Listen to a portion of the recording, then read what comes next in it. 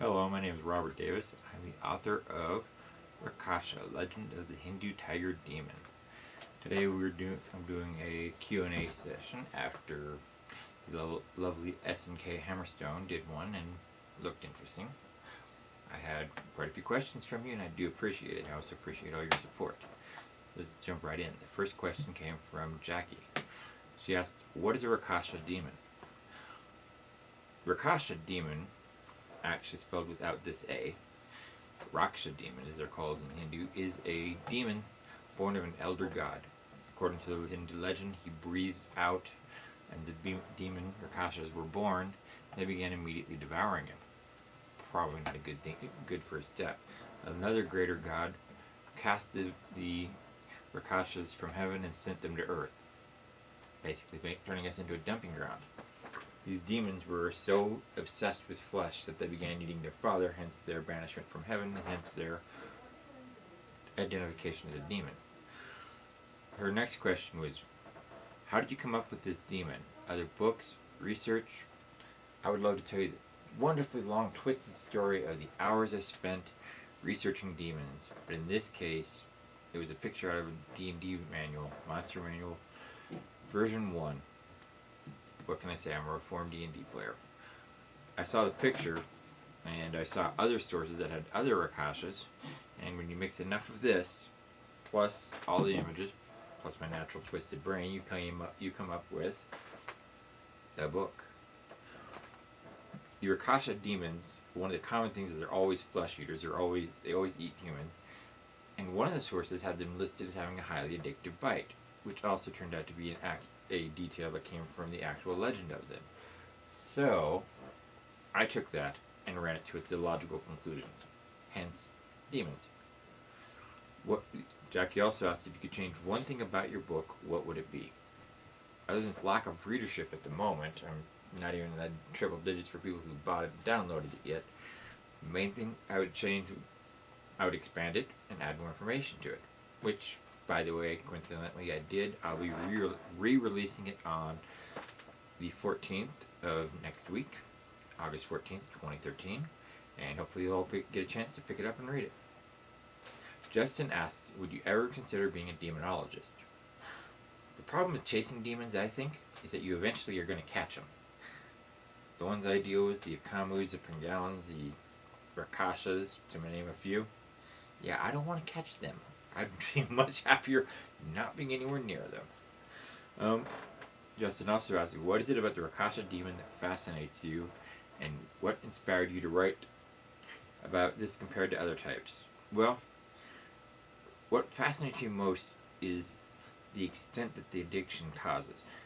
Having a creature eat you alive, that's scary. Wanting to be eaten alive by the creature, that's straight out horror. The book, my book, all the people in it who get bitten by the Rakasha inevitably want to be eaten. They go to ridiculous extremes to get eaten.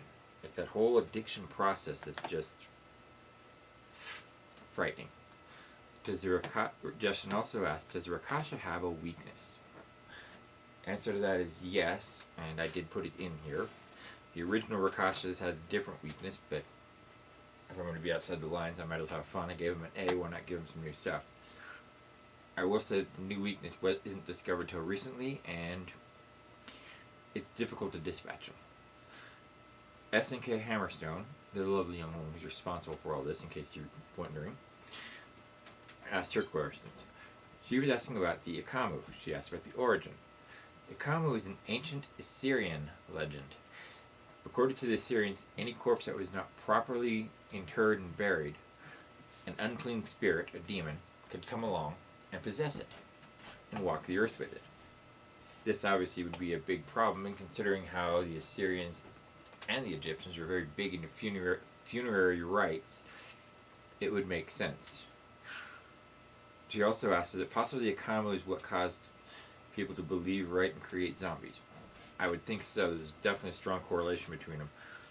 The biggest difference between Akamus and zombies is consciousness. Zombies are always dumb man-eating machines, and Akamus are very intelligent, usually cursed even with the awareness of their pathetic existence. She also asked, are there male Rakashas or are they all female?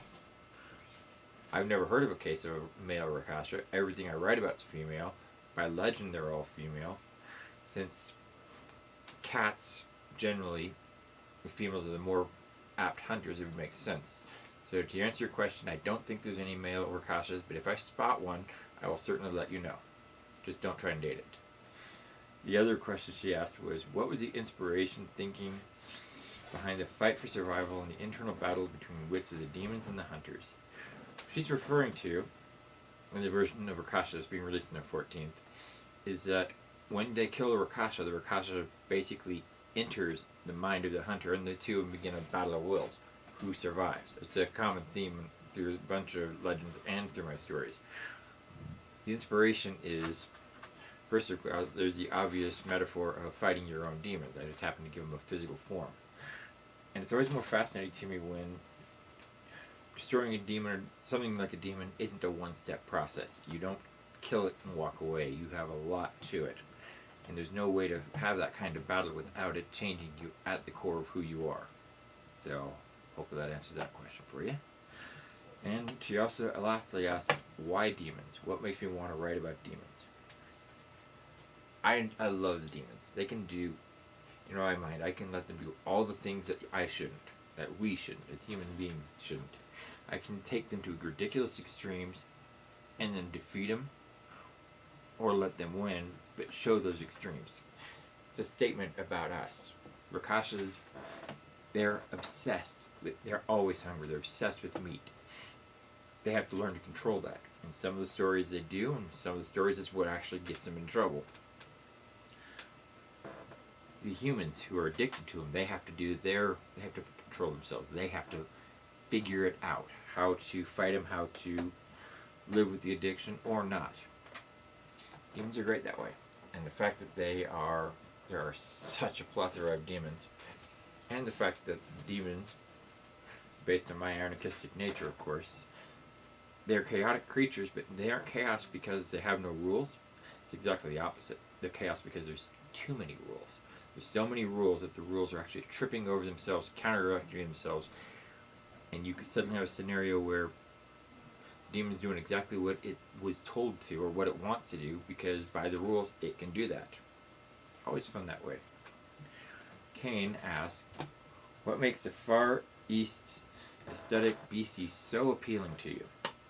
Well, to me, we are all familiar with Lucifer, we're all familiar with the several of the Anglo-Christian demons and their behaviors and prototypes, but almost none of us are familiar with the Eastern ones. These are all prime and new areas. Now, part of the reason that those legends aren't common to us is because the legends themselves, they lack a quality. They're good stories, or at least good bases, but it takes a lot of this in order to turn them into really interesting stories. If you weren't looking for them, you'd be hard pressed to find them. And if you can't take it and twist it, you'd really be hard pressed to find it.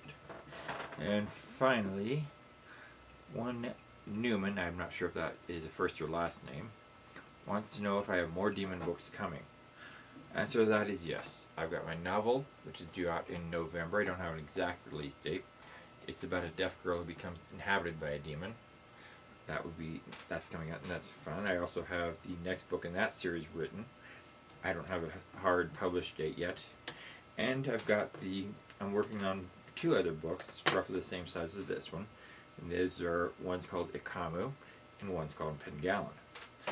Oh, and a Pengalon, before you ask, is a Cambodian demon. It was a Cambodian demon that can remove its head. Thanks to an image I saw and a couple of things I read, I gave it the ability to do just a bit more than that. That one will be disturbingly fun for you. So, this is my first video. This is my first time. Hopefully it wasn't too bad on you, and we will see you guys again. If you have any questions, feel free to contact me. I can be found at robertdavisauthor.com. And I've got all my social links and media there. You can also find me on Facebook. Or, if you're in Goodreads, join the Paranormal Creatures group. Small little group, very tight community, very good place. I'm always lurking around there somewhere. Thank you much.